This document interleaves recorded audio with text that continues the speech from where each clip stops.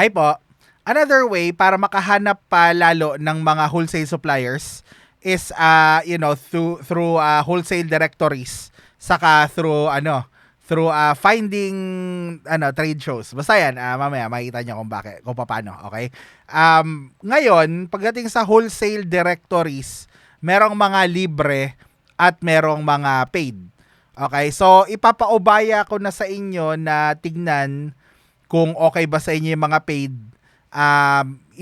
Minsan okay din yung mga paid kasi parang vetted na, verified na. Pero kasi ang akin, hindi ako fan ng pagbabayad kasi parang mahahanap mo rin naman to mga to nang hindi ka nagbabayad. Pero kung gusto mo lang, mas mabilis, okay? So, para mas maintindihan mo kung ano ibig sabihin, so punta na tayo sa screen ko. So, speaking of paid, okay, isa sa mga alam ko ay Salehu. Okay, ginamit namin yan dati.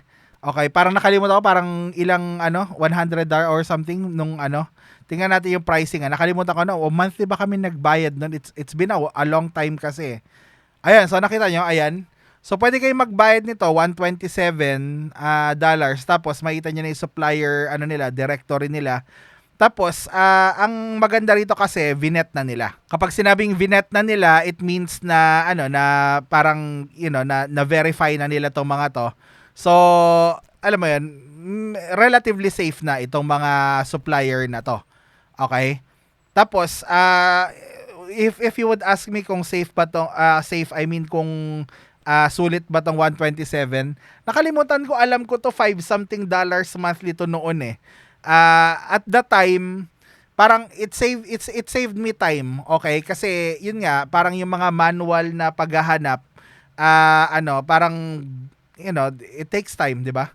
Pero kasi para sa akin nga, kagaya ng sabi ko kanina, parang ibibili ko na ng inventory kasi I promise you yung mga makikita nyong supplier dito sa Salehu na to, makikita nyo rin naman siya ng mano-mano eh. It just takes time. So, yun, nasa sa inyo, I leave it up to you. Hindi lang ako fan ng paggastos, lalo pag nagbi-build ka pa lang ng negosyo. Hindi naman lahat tayo anak mayaman, alam niyo yun. So, I would say na na parang kung afford nyo to, you have that money to throw away, then sige, go ahead. Pero kung hindi, then hindi, 'di ba? Tapos, ngayon, okay, meron namang mga wholesale directories na libre, okay? Kunyari yung wholesale central, mga ganyan. So, i-google natin, okay? Pwede rin i-google, okay? Wholesale Suppliers USA. Okay, pwedeng yan lang or pwedeng gawin nyo na directory. It should be the same. Nakita nyo na kanina yung iba, di ba? So, yung Wholesale Central, alam na natin yan na na directory siya. Okay, United States Wholesale Directory rin yan. Nakalimutan ko kung ano yung ayan, di ba mga yan? Nakita nyo, Clever Wholesale Directory. Okay. So, free directory yung source load din, yung mga yan. Ngayon, ang with free things, remember na kailangan i-vet yung mga suppliers. Okay? Kailangan yung i-check kung legit ba sila. Ayan, makita nyo. So, kunyari, baby items, pwede na kayo makapili dyan. Okay? Tapos, infant blanks. Nakita nyo na, it's very useful, di ba? Visit the website. Tapos, i-check nyo na lang kung legit sila, di ba? I-check nyo sa BBB, sa Scam Advisor, sa Trustpilot, di ba? So, these things make your life easy. Itong Wholesale Central, okay? Ito, Wholesale Simplified, itong USA Wholesale, di ba? Tapos, i-check natin. Alam ko, directory ba to? Hindi yata. Parang yata sila. Sila mismo yung distributor. Never mind. Tama, sila nga yung distributor. Never mind. Okay. Ayan, di ba? Kunyari itong Clever Wholesale na to. Di ba, makakita ka ng alam ko paid to eh. Tingnan natin. Search wholesalers. Hindi ba siya? Akala ko paid siya. Hindi pala. Okay, oh well. Hindi, tama. Akala ko paid siya. Okay. So, makakita kayo ng mga di ba? Mga suppliers na kaagad dito na pwede nyo i-check. So, yun yung mga directories, okay? And maraming mga Amazon sellers, maraming mga VA na kagaya ko na ito yung go-to place namin for suppliers. Okay? Ngayon, okay, this is something na hindi rin masyadong common na alam, at least sa palagay ko lang, okay? Pero yung yung mga trade shows, okay, yung mga trade shows, pag sinabi kasing trade shows, yan yung mga magsasama-sama yung mga major players, yung mga major na suppliers, major na brands.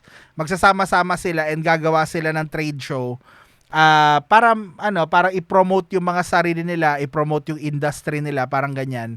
So, makikita niyo mamaya, okay, kunyari ito, trade show. Kunyari, mag-isip tayo, trade show ng, ano ba yung naisip natin kanina, electronics or clothing, okay? So, clothing, or baby clothing, gawin nating specific, okay?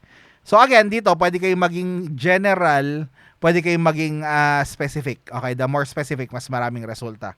Okay, baby clothing trade shows. Okay. Tapos US, kunyari, yan muna, US. Ayan. So, trade show calendar, yan. Magandang ano yung mga trade show calendar na yan. Okay. Children's fashion trade shows in the US, pwede rin yan. Okay. Magnolia baby trade show dates. Yan. Wholesales children's wear trade shows. Ayan, pwede nating tingnan yung mga yan. Okay. Tapos, nakita nyo, so dito pa lang may mga listahan na ng mga trade shows, okay? Na pwede nyo i-check out. Tapos, ang gagawin nyo sa mga trade show na to is hanapin nyo yung mga vendors or distributors na mag-a-attend. Kunyari ito, di ba? Exhibitors, di ba? Parang tingnan natin, exhibitor list. Iba-iba yan eh. Meron yung vendor list, suppliers list, attendees list, mga ganyan. So dito pa lang makikita nyo na yung mga mag-a-attend. 'Di ba? Tingnan natin, for moms, parang hindi yata yan 'yon. Hanapin nga natin. Teka lang. Ayun, yung mga partners nila, 'di ba? Pwede niyo tingnan yung mga yan. Parang hindi yan 'yun eh. Teka lang, dapat merong dapat may listahan sila ng exhibitors. Teka lang, exhibitors list. Wala pa ba? Baka dahil May pa. Dahil May pa. Okay. Dahil May pa. Okay. Attendee register now. Yeah, wala pa. Dahil May pa. Pero tingnan natin yung iba. Okay. All baby and child sec. Hindi ko alam kung ano yan. But it looks like wala nang silbi yan. Okay. Trade fair dates. Kunyari, hanapin nyo yung mga January 2025, October, ito, palagay ko meron na tong list ng attendees. Okay, pwede nyo na i-bookmark tong mga to, ilagay sa listahan or ilagay sa sheet ninyo, yung mga calendar na ganito. Okay, tapos tingnan natin yung mga attendees Trade show, contact. Tingnan natin.